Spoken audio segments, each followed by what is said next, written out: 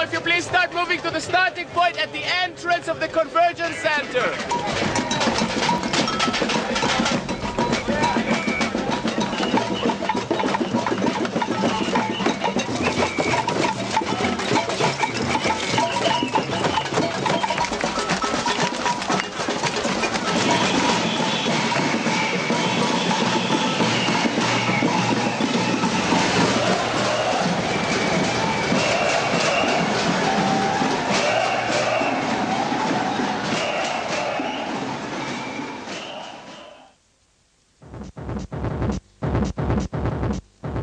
Le 20 juillet, les rues de Gênes sont le terrain d'une autre forme d'action, celle des Black Blocs.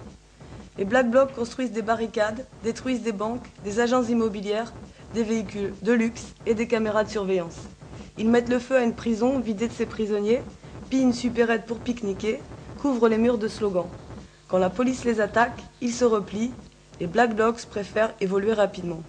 En théorie, c'est pour répondre à la violence quotidienne du capitalisme et de l'État que des individus et des groupes affinitaires agissent en Black Bloc. D'où certains choix tactiques. Le port de la cagoule, l'attaque de cibles matérielles, la mobilité, l'improvisation. Bref, le refus de la légalité comme limite politique.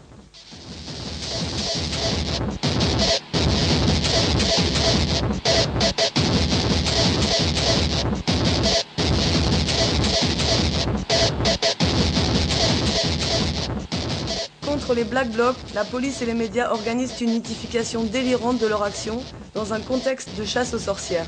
Le Black Bloc devient le bouc émissaire pratique pour éluder le fait que des milliers de manifestants, toutes tendances confondues, se sont transformés pour un temps en émeutiers déterminés. Des amalgames grossiers permettent d'intensifier le contrôle politique de toute l'opposition et justifient une répression renforcée, souvent maquillée par des législations soi-disant antiterroristes. Le discours dominant ment sur les Black Blocs pour continuer à mentir sur sa propre domination, une domination qui repose sur la violence.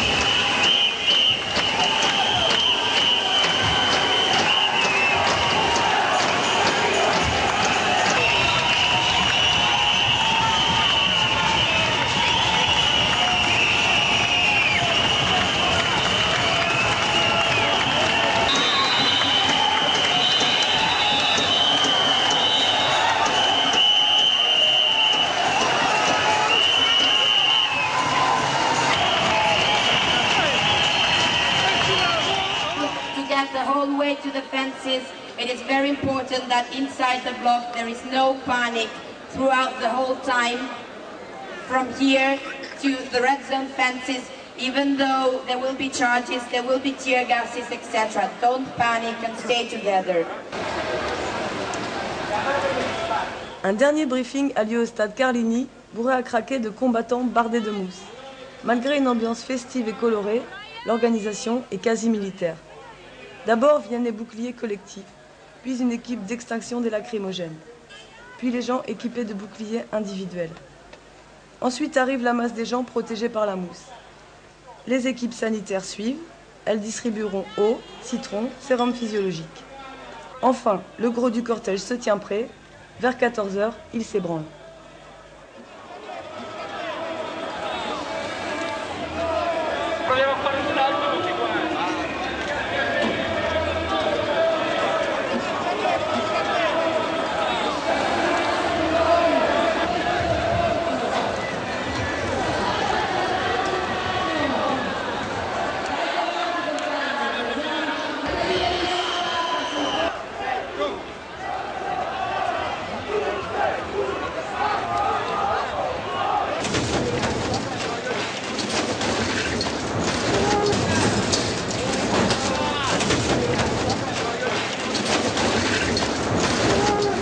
quelques centaines de mètres, alors que la zone rouge est encore loin, les lacrymos fusent en tête de cortège.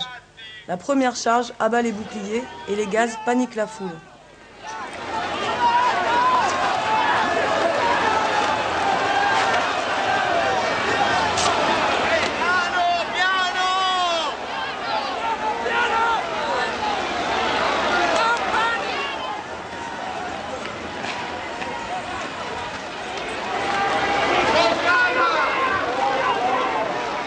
Les lieutenants hurlent des ordres aux porte-voix, les rangs se reforment, les boucliers se lèvent, les champs dispersent les derniers gaz.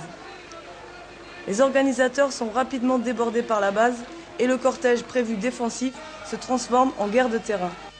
Plusieurs milliers d'émeutiers, comprenant de nombreux manifestants radicalisés par la situation, sont rejoints par les Black Blocs. Ils lutteront pied à pied avec la police jusqu'à 17 h.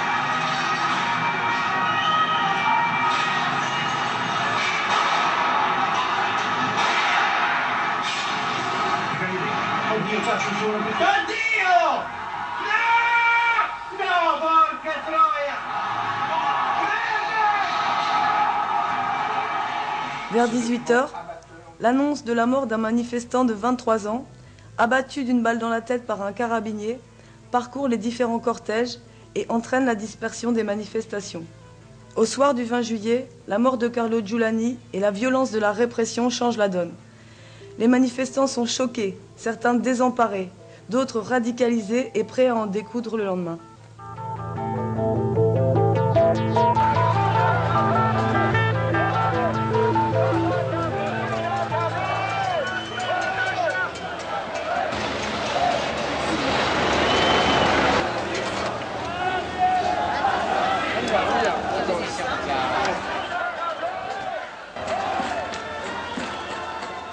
Le 21 juillet, la manifestation unitaire rassemble plusieurs centaines de milliers de personnes venues de toute l'Italie et de toute l'Europe. Syndicats, partis politiques, citoyens du monde, chrétiens de gauche, anarchistes défilent dans le même cortège.